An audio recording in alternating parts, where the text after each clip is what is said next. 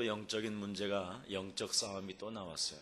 5절 6절이 안 되어지면 결국은 세계 살릴 삶의 규모가 여러분 삶에 일어나지 않는다라는 거예요. 자꾸 죽은 걸 가지고 하지 말고 영의 새로운 것으로 세계를 도전하라는 거예요. 세계 살릴 삶의 규모가 있어야 된다는 거예요. 그래서 여러분이 조금만 메시지를 조금 생각을 달리하면 엄청난 것들이 보이게 되는데, 이것을 지금 우리는 등한히 여기고 있다는 것이죠. 실제로 성경에서는 무엇을 찾아내야 되는가? 그리스도를 찾아내야 되는 것입니다.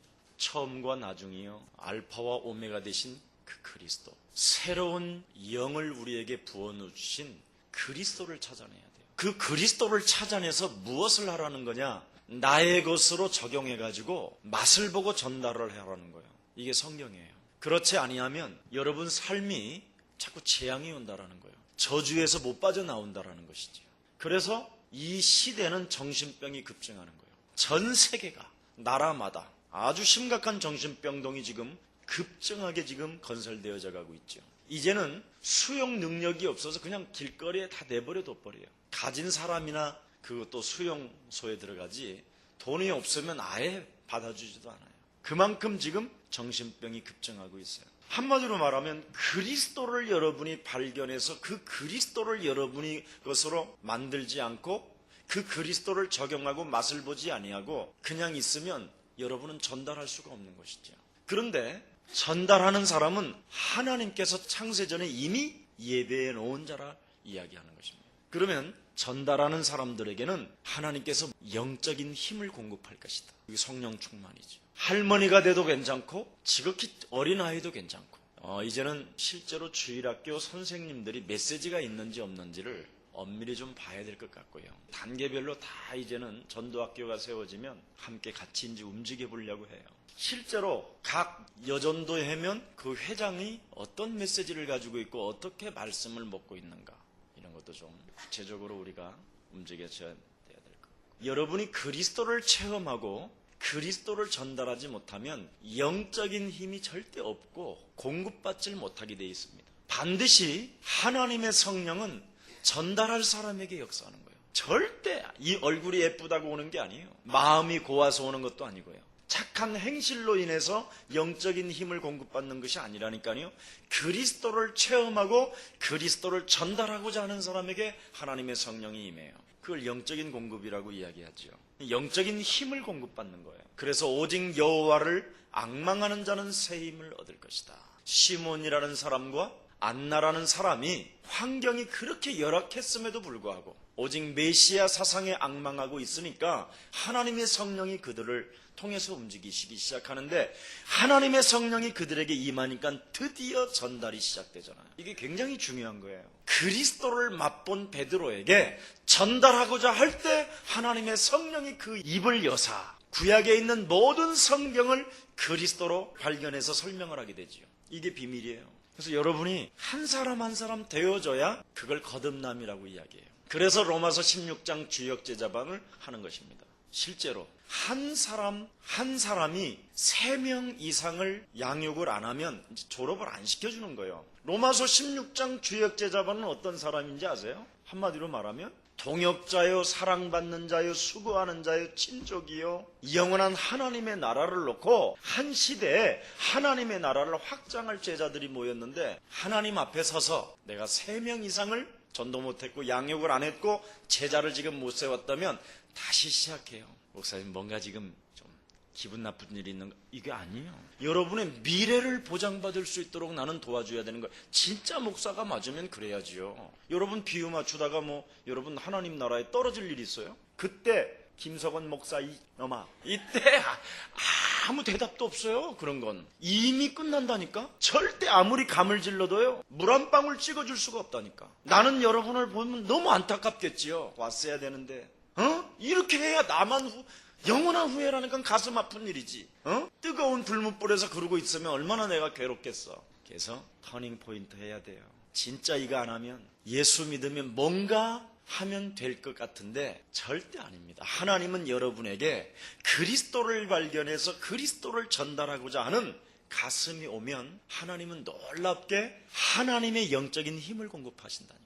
그 영적인 힘을 공급하셔서 여러분을 뭘로 끌고 가느냐면 증인으로 끌고 가는 거예요. 여기까지 여러분이 되어져야 이게 된 거예요. 그래서 증인을 찾으면 옥토밭을 드디어 만들게 되면 30배, 60배, 100배의 결실이 계속 일어나는 거예요. 여기 지금 저 중국 우리 동포 우리 윤 집사 같은 경우는요, 아주 어디 산골 그런 산골이 없어요. 옛날에는 제가 그 골짜기를 동네를 가려면 심양에서 비행기 내려가지고 이틀을 가서 그 골짜기에 내가 갔었어. 가도 끝이 없어. 낮밤을 이틀을 간다니까 기차를 타고. 그때 기차를 탔을 때는 기차 안에 돼지, 닭, 염소, 개구리 뭐 이런 거 안 들어있는 게 없어. 오리 완전 뭐 기차 안이 똥밭이야. 짐승하고 같이. 지금은 정말 우리 중국 보고마 너무 신사적이지.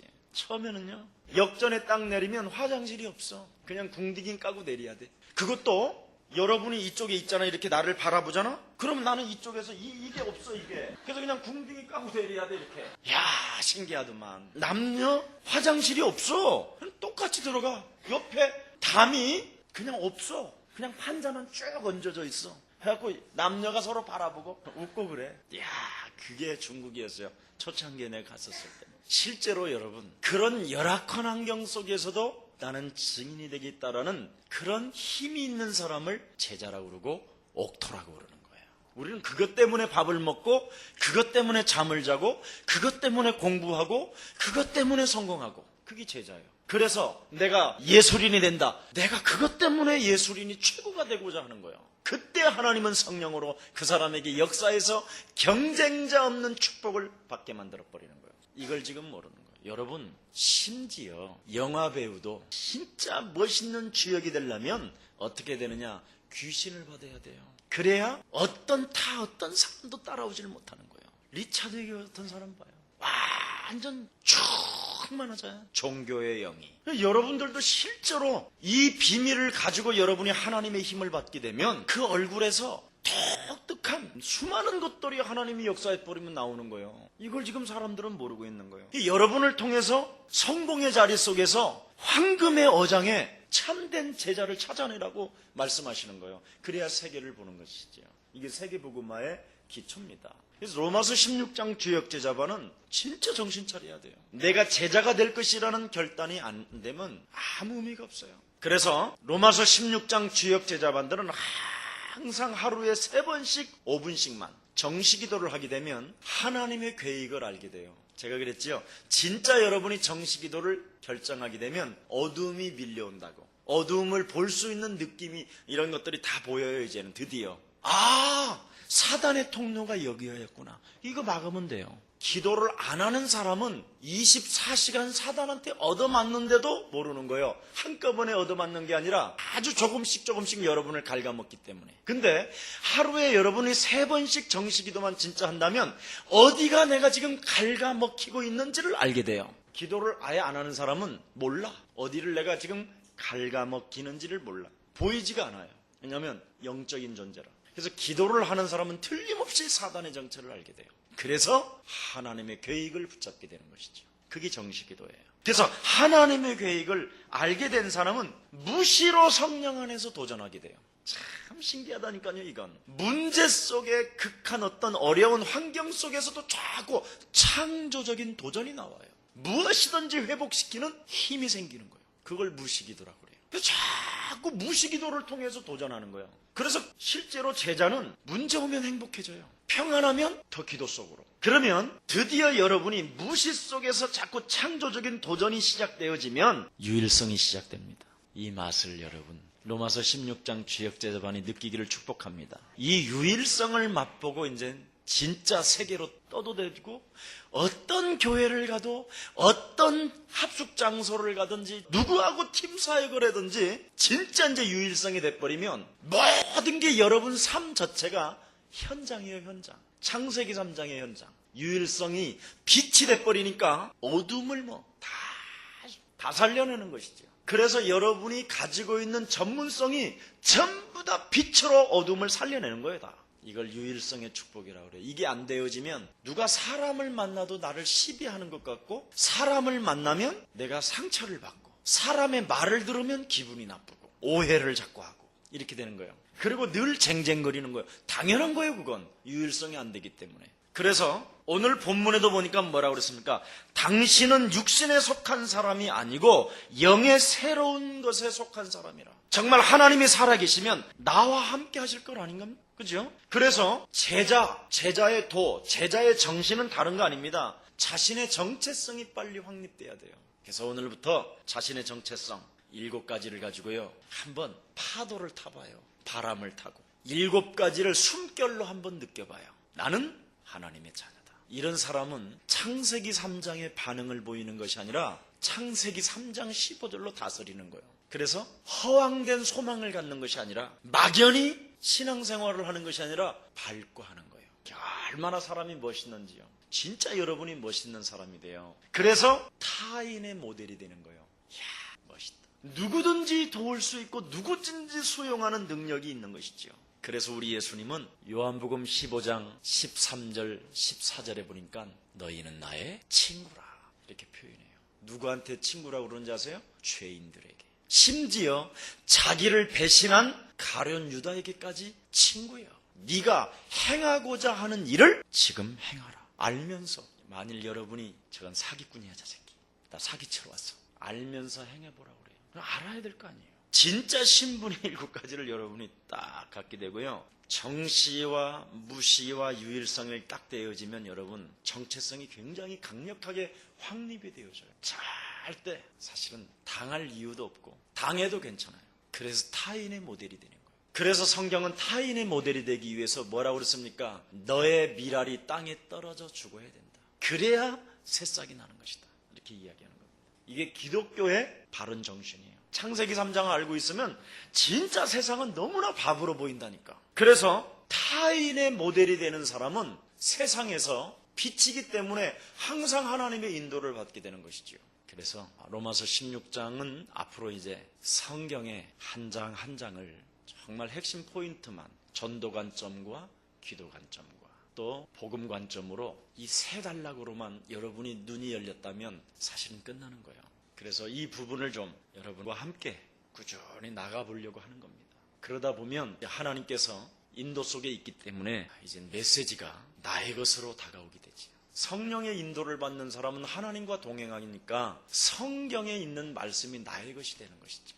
그렇지 않습니까? 이게 제자 정신이고 제자의 도예요. 그래서 정말 내가 하나님의 자녀면 하나님의 축복을 받아야 될 것 아닙니까? 그래서 바로 알고 바로 믿어야 된다니까요. 자, 그래서 실제로 하나님의 말씀 가운데 중요한 약속이 있지요. 아브라함을 부르신 다음에 너로 말미암아 그랬지요. 만민이 복을 받게 될 것이다. 너로 말미암아 열방이 복을 받게 될 것이다. 너로 말미암아 복을 받게 될 것이다. 그러면 이미 여러분은 하나님의 계획 속에서 다른 사람에게 복을 나눌 수 있는 존재로 이미 부르셨다는 것이죠. 그러면 제발 사람을 만나걸랑 저 사람이 나에게 유익이 있을까 없을까 이런 거 계산 좀 하지 마시고 하나님의 계획이 이 사람에게 무엇이 있을까? 이 사람이 제자인가? 이런 눈빛으로 보세요. 저 사람 개털이래야. 저 사람은 돈이 없어. 저 사람은 지금 사글세야. 이렇게 보이면 여러분은 교회 안 왔어야 될 인생인데 여러분이 와갖고 슬피 이를 갈며 갈 날짜가 다가오고 있다는 거예요.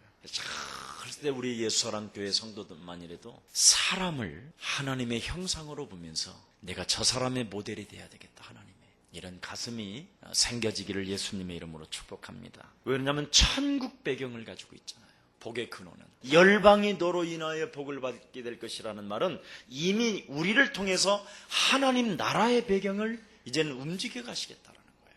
왜냐하면 우리는 하나님의 자녀요, 하나님의 백성을 우리는 만들어내야 될 거 아니에요. 백성이 없으면 나라가 무슨 필요가 있습니까? 하나님이 나를 부르신 것은 하나님 나라의 백성을 확립시켜 놓으라고 하나님이 나를 자녀로 부르신 거 아니에요? 그러면 여러분 한 사람 한 사람이 하나님의 백성으로 만드는 데 있어서 심혈을 기울여야 돼요. 기도해주고 양육해주고 도와주고 힘주고 하나님의 자녀인 나는 열방이 나로 인하여 이제 복을 받게 될 것이라고 하나님이 나를 자녀로 부르셨다면 이런 나는 어떻게 살 것인가? 삶의 규모를 정해놓아야 된다는 거예요. 삶의 규모도 없이 살면 안 되죠. 오늘을 보면 그 사람의 미래를 알 수 있는 것이지요. 그래서 특별 새벽 기도회도 좀 해보는 거예요. 지금 이 사람들이 진짜 삶의 규모가 있는지 없는지, 오늘을 어떻게 살고 있는지. 그래야 미래를 알 수 있는 거 아니겠어요? 20일을 하는데 그냥 막 정신이 몽롱하면서 돌아다니는 사람도 있고요.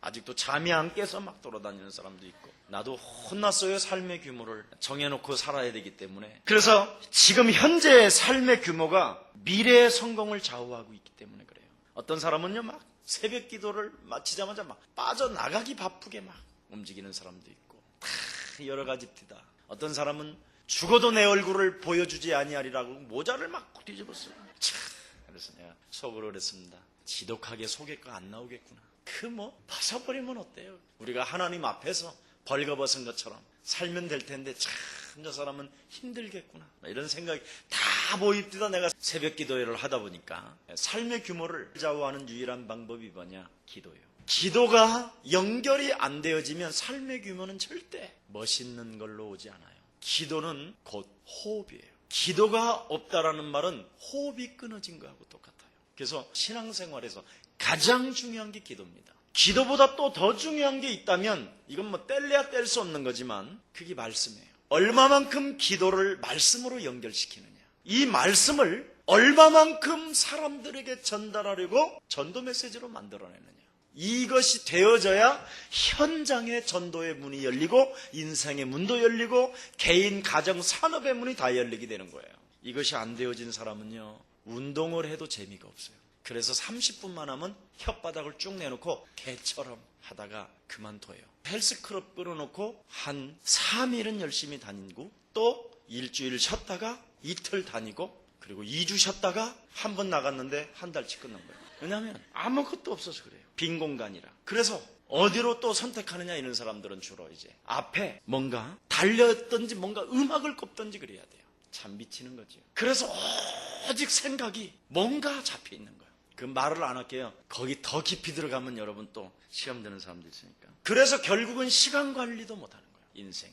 그래서 망가지는 겁니다. 저는 세계복음화를 어떻게 어떤 시간표대로 할 것인가는 정확한 기준이 있어요. 이것을 저는 달마다 검색 엔진을 돌려요. 운동을 하든지 무슨 일을 하든지 차를 마시든지 밥을 먹든지 사람을 만나든지 마스터의 플랜이 돌아가요. 그게 와야 된다니까요. 그래서 아이를 만나면 어떤 메시지, 종교를 섬기다가 고통을 받는 사람은 어떤 메시지, 다 있다니까 다. 옛날에는 우리가 중국 들어갈 때는 성경도 못 갖고 들어갔어요. 초창기에. 그럼 중국에서 4일 낮밤을 해야 됐어요. 그때 당시는. 성경 하나도 없이. 지금도 복음 편지 이런 것은요 막 생각이 막 척척척척 돌아가요. 그거 하나를 여러분의 가슴속에 아직 못 갖고 있다면 진짜 심각해요. 그러놓고 주여 나의 이 제자의 영혼을 받아주옵소서. 여러분 영의 새로운 것으로 하라고 그러잖아요. 영의 새로운 것으로.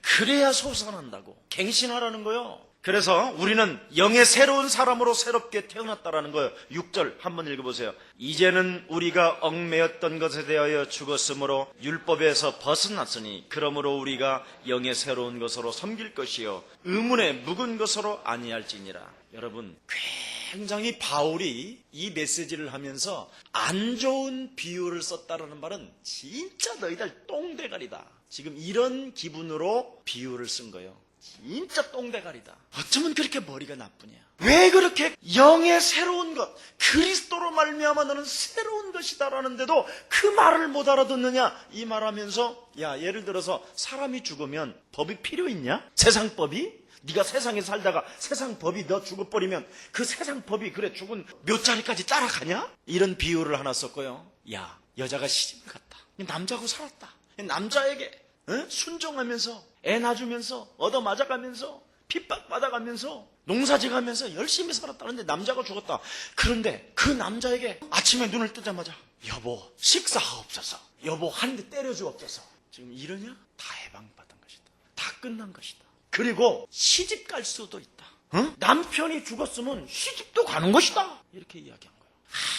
너 그리스도라는 말을 못 알아들어서 로마 교회가 하도 율법에 찌들어가지고 지 기준에 꽉 묶여서 그리스도를 한 번도 적용을 안 하고 있는 거예요. 지금 해방의 적용을 다 끝났는데 과거 현재 미래 모든 죄와 저주와 사망의 권세 지옥의 권세 모든 것 끝냈다.